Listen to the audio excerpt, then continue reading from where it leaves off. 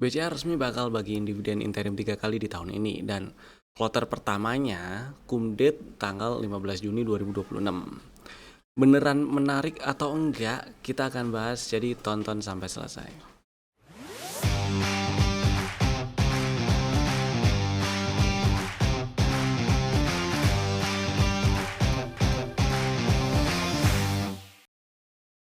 Selamat datang di Cuan Community Partner Pintraku Sekuritas. Kita bahas IHSG-nya dulu ya. IHSG itu hari ini tutup menguat. Menguatnya 7%, 7,6%. Tutup di 5746,65 dan ya membalnya dari sekitar lowestnya ya, berarti lowestnya itu cuman, maksudnya bukan cuman, tapi dari kemarin setelah turun sampai ke 5317.91 dia membal. Saya pikir masih mau ngetes 5200-an, pokoknya di bawah 5300 gitu lah. Tapi ternyata enggak. Membal dan hari ini tutup di 5746.65.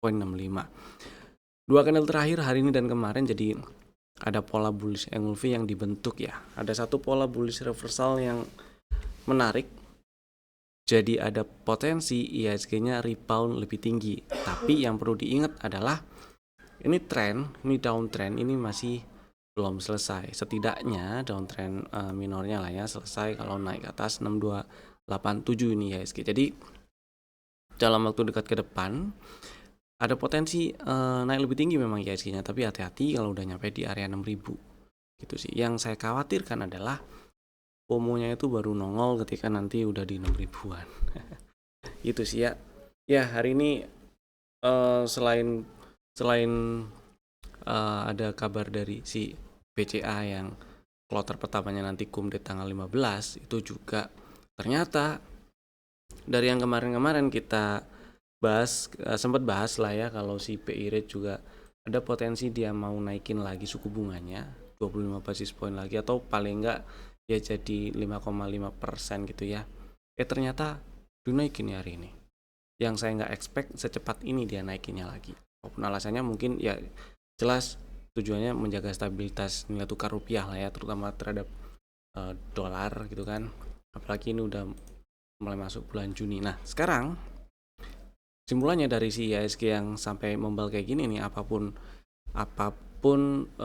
sebabnya gitu kan, buat yang lagi trading jangan lupa dijual, jangan lupa strategi antisipasinya kalau misalnya ada barang dan di hold gitu ya. Strategi antisipasinya jangan lupa diterapkan.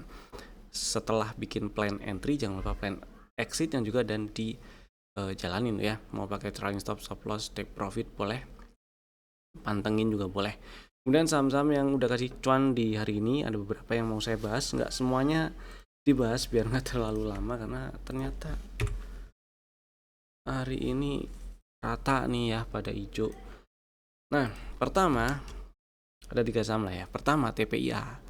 Setidak-tidaknya itu tadi yang ditulis ditulis dan dikirim di room Telegram Cuan Community. TPIA tadi itu ada di, ya maksudnya waktu di spill belinya ya di 1600 1605 itulah. Kemudian hari ini tutup di 1995, mestinya di berapapun exitnya di atas 1600-an itu tadi mestinya exit atau terjual dalam posisi cuan gitu ya.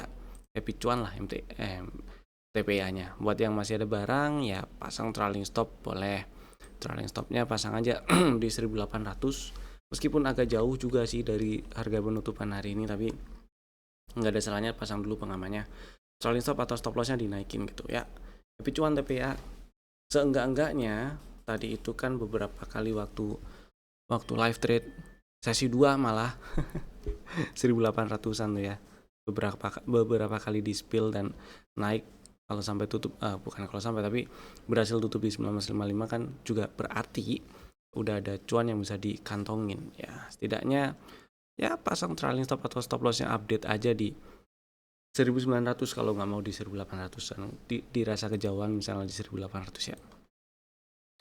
Di 1900 1920 itu nggak masalah. Happy cuan TPA-nya. Next, yang kedua DSSA ini tadi di spill waktu live trade sesi pagi di sekitaran harga sini sih 620 sorry, tadi di spillnya sekitaran 620.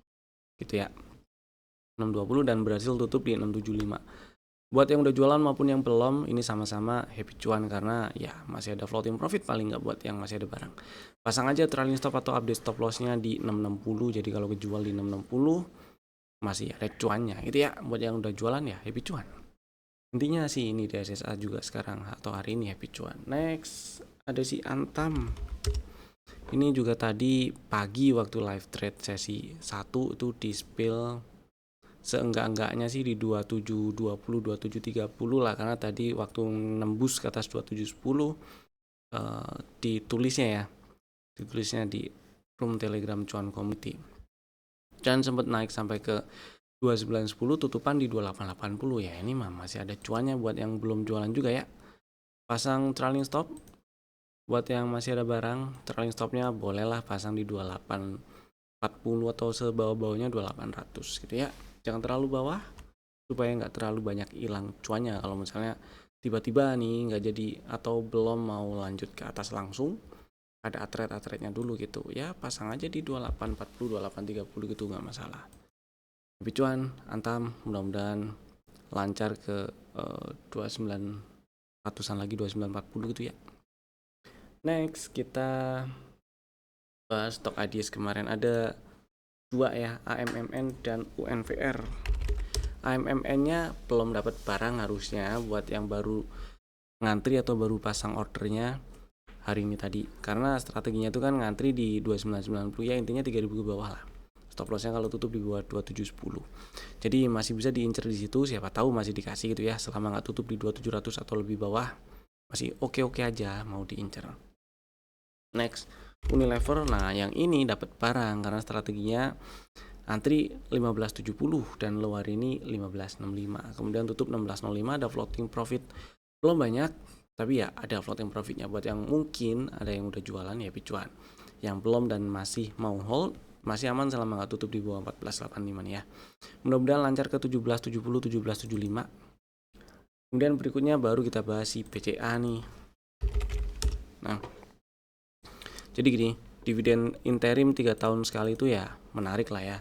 Apa yang nggak tertarik kalau kita konteksnya cuma lihat angka berapa kali dividen interim dibagikan dalam 1 tahun.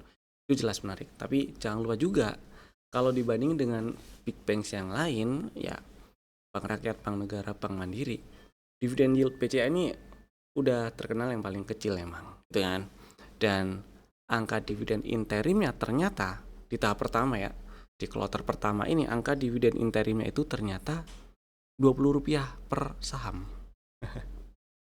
Rp20 per saham. Dan kalau asumsinya periode kedua dan ketiganya nanti itu angka dividen yang dibayarkan, dividen per saham yang dibayarkan itu sama, berarti kan total dividen interimnya itu Rp60 per saham atau per lembar. Kemudian kalau kita lihat secara historis ya, dividen yang dibagiin gitu kan, ya anggap aja kalau kita berasumsi dividen total yang dibagiin interim plus dividen finalnya nanti itu yang dibagiin, totalnya semua itu nggak terlalu berbeda dengan yang tahun-tahun sebelumnya, yaitu sekitar 300-an kan ya, 300-an lah, anggap aja segitu. Ini kan kemarin yang terakhir itu totalnya ada 336. Nah, jadi dividen yield dibandingkan dengan harga kemudian waktu itu ya 4,16%, 4%. Sekarang kalau kita asumsinya dividen totalnya itu 300-an juga, Rp300 juga totalnya ya. Menurut opini pribadi saya, yang menarik di sini cuman yieldnya aja yang naik sih. Yieldnya jadi jadi naik, karena kalau 300 harga sekarang 5.000-an ya yieldnya 6%-an gitu kan, 6%-an. Kalau misalnya punya barang atau beli barangnya di 5.000 atau mungkin kemarin waktu harganya di bawah 5.000 itu. Tapi coba kita lihat harga BCA sekarang, harga BCA di market nih sekarang nih. Hari ini tutup di 5150, menguat 6,19%. Kalau kita lihat 2 candle terakhir ini aja, si BCA-nya ya, ini ada pola bullish engulfing dia di situ. Ada satu pola bullish reversal yang terbentuk, dan kalau kita lihat trennya jelas lah ini downtrend ya, bearish. Selama dia belum berhasil naik breakout 6425, maka ya downtrendnya belum selesai. Kalau kita lihat strukturnya, ini struktur eksternalnya malah gitu. Downtrend minornya masih di atas. Nah ini kalau misalnya dalam waktu dekat ke depan ini lanjut menguat, lanjut reboundnya berlanjut gitu ya, menguat, memang ada peluang menguat lanjut sih ya. Hati-hati kalau udah nyampe 5.600-an, 5.600, 5.800-an. Kenapa? Karena ya di area-area ini ada area yang sebelum jadi support kemudian di breakdown dan jadi resisten kan. Jadi hati-hati di situ. Sebenarnya yang menarik dari harga saham BCA adalah dari kemarin-kemarin di live trade dan seterusnya itu beberapa kali dibahas. Kita kan selalu bahas, bukan selalu bahas, tapi beberapa kali dibahas kemarin-kemarin, harga BCA di bawah 5.000 itu kemungkinan besar banyak orang yang ngira harga di sini udah oke kali ya kalau misalnya beli di sini gitu. Udah di bawah 5.000 loh gitu. Ya diperkuat lagi dengan value transaksi BCA yang ya hari ini value transaksinya 3,8 triliun, gede itu, lumayan. TPIA 3,41 triliun. Jadi dua ini kalau top value-nya hari ini peringkat 1-2 tuh. Jadi ya memang lagi banyak diburu nih, apalagi ya suku bunga naik hari ini dan segala macam gitu ya. Ada potensi juga dalam waktu dekat ke depan ini lanjut membal, mudah-mudahan, kecuali turun breakdown low hari ini, yaitu turun breakdown 4820. Dan ternyata kalau kita geser ke time frame yang lebih gede, ini membal setelah ngetes area moving average periode 200 di time frame monthly. Wajar kalau memang area ini ternyata cepat diresponnya sebagai area support, karena ini area moving average periode gede di time frame gede. Secara teknikal ya ini sangat berpotensi sebagai area support, bukan sangat berpotensi tapi berpotensi untuk jadi area supportnya, atau potensi direspon jadi area supportnya itu cukup besar, dan dibuktikan di hari ini gitu ya. Jadi kalau misalnya belum punya BCA gimana? Kalau belum punya BCA sih saya tetap lebih seret belinya itu ngantri seenggak-enggaknya 5.000 pas atau di bawah itu kali ya. Itu sih, kalau itu preferensi saya kalau misalnya ada di posisi yang pengen banget beli BCA. Tapi kalau misalnya udah punya barang kayak gimana? Kalau udah punya barang dan konteksnya pengen ambil dividennya, ya udah di hold kan berarti. Atau udah punya barang, emang pengen punya barang itu buat dibeli, dikumpulin dan disimpan mumpung harganya 5.000 atau mungkin bahkan kebelinya di bawah 5.000, ya udah simpan aja gitu kan. Pasti udah punya pertimbangan tersendiri. Tapi kalau misalnya tujuan belinya untuk trading, nah area-area di sekitaran berapa tadi ya, 5.600, 5.800 itu penting diperhatiin. Kita lihat moving average 20 nya tuh di berapa sih. Moving average 20 dia ada di 5.800, nah kan pas ya 5.600, 5.800 itu penting diperhatiin. Kemudian kita coba lihat di intraday-nya, mungkin siapa tahu ya ada yang belum punya gitu kan, kemudian minat banget pengen beli. Ini ada setup, kita bisa tarik seperti ini, dan area belinya ini udah hampir nyampe target TP1 ada di 5.200. Ini di time frame berapa? Hourly. Jadi area belinya di level pullback di 5.000 pas, pre-entry di 4940. Siapa tahu nyamperin lagi tuh 5.000 pas, 4940 dan 4870. Ya, konteksnya sama seperti yang tadi di awal dibahas. Selama nggak tutup di bawah 4820, ini peluang untuk lanjut lagi ke 5.600, 5.800 masih ada. Gitu ya. Mudah-mudahan sih bisa lancar ke sana. Kurang lebih kayak gitulah BCA-nya ya. Mudah-mudahan cukup memberi insight. Sekarang kita bahas BCA udah. Sekarang kita bahas saham yang di request, yang ada di kolom komen. Ada 2 saham nih yang di request. Saham pertama PTBA. Oke, PTBA hari ini menguat sih, menguat 5,6%, tutup di 2640. Ada bullish engulfing pattern-nya kebentuk juga, tapi ini juga jadi area harusnya bukan harusnya, tapi bisa dijadikan area take profit kalau misalnya punya barang di modal 2500-an atau makan lebih bawah gitu ya. Kenapa ya? Karena area ini bekas resisten, kemudian direspon jadi support, di breakdown dan jadi resisten, direspon lagi nih. Ini bahkan supportnya ini di breakdownnya pakai drop, kemudian bikin base dan ngedrop lagi. Jadi ya nggak salah kalau misalnya di 2640 ini TP-TP dulu. Kalau misalnya lagi pegang barang, ya TP dulu nggak masalah. Tapi kalau baru pengen beli gitu, saya lebih pilih ngantri. Coba lihat intraday-nya nih ya. Kita coba lihat intraday-nya di sini. Nah, setidaknya 2500 ke bawah gitu ya.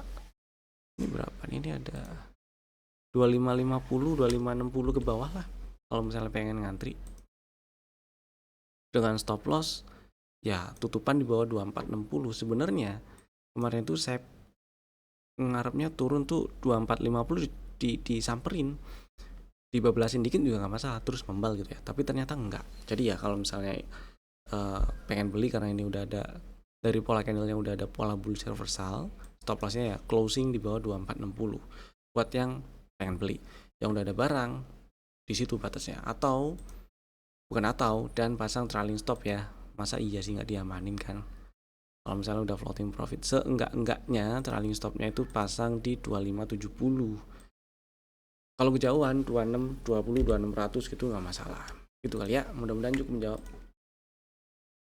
Kemudian yang kedua ada CTPN. Ini hari ini ARB ya.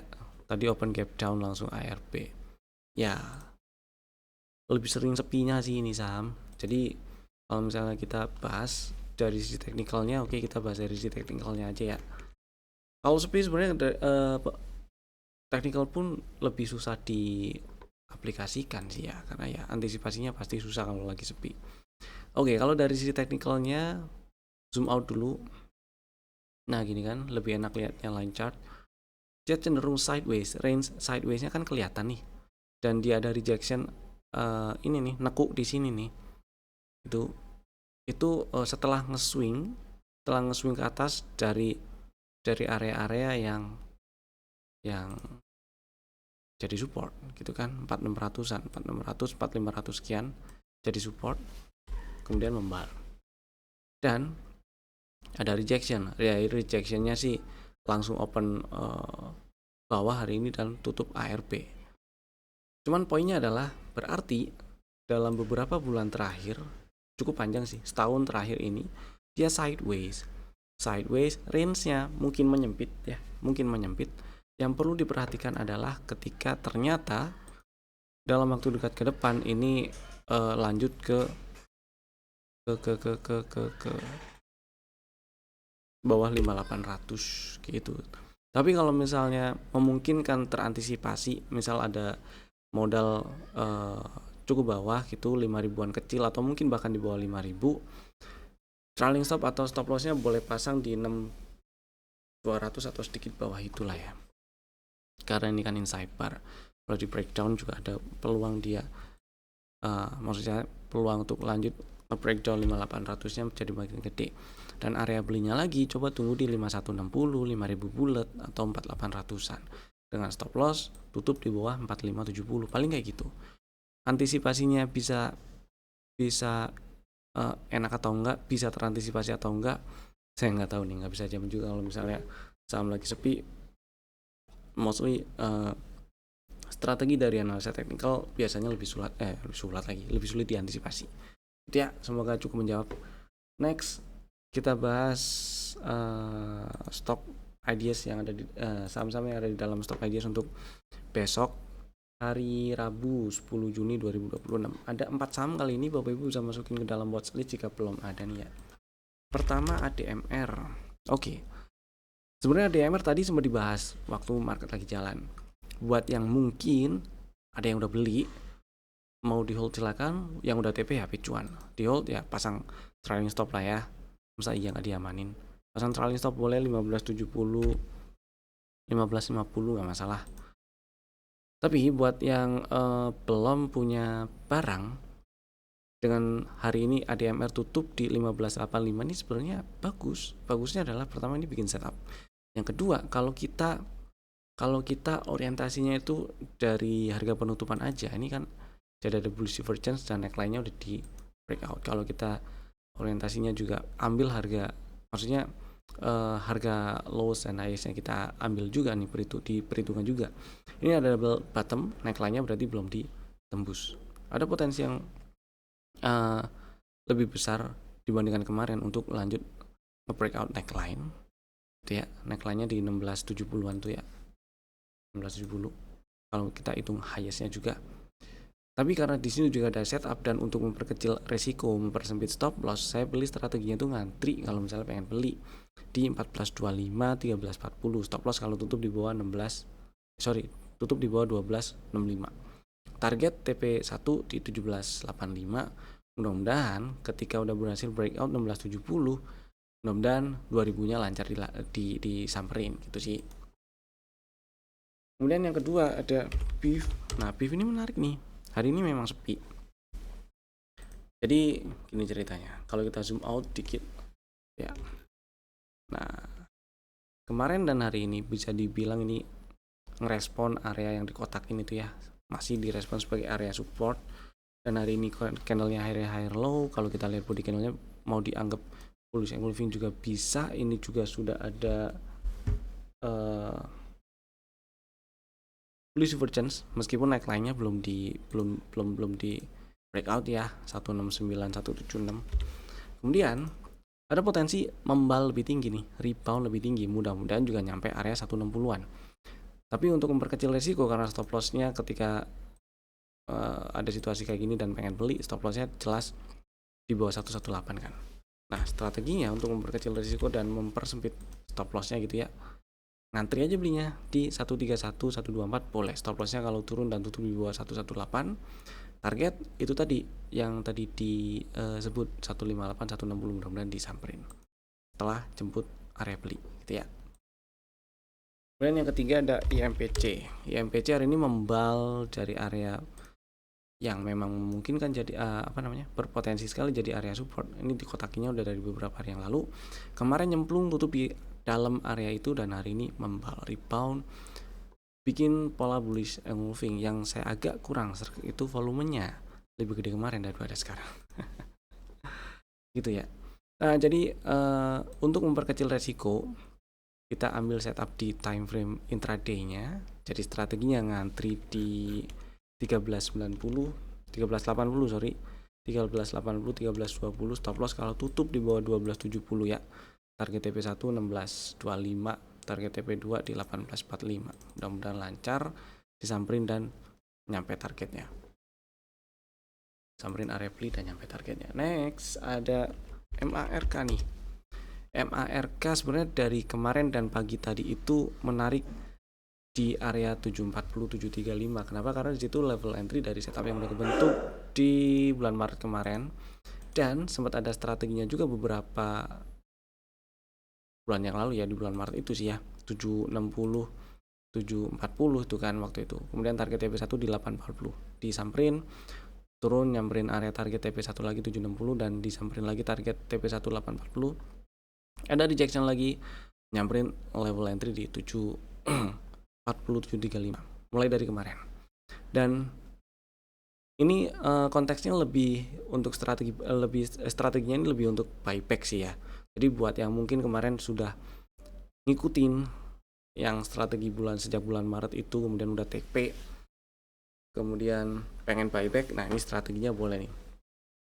Area belinya masih sama 755 dan 740 atau 735 gitu ya. Stop loss yang kalau turun dan tutup di bawah 720 dan target TP1 masih di 840 gitu ya. Itu tadi 4 sampilan kami untuk besok hari Rabu tanggal 10 Juni 2020 dan dalam waktu dekat ke depan. Terima kasih telah tonton video ini dari awal sampai selesai. Saya Evan, sampai jumpa lagi di video kami berikutnya. Dadah.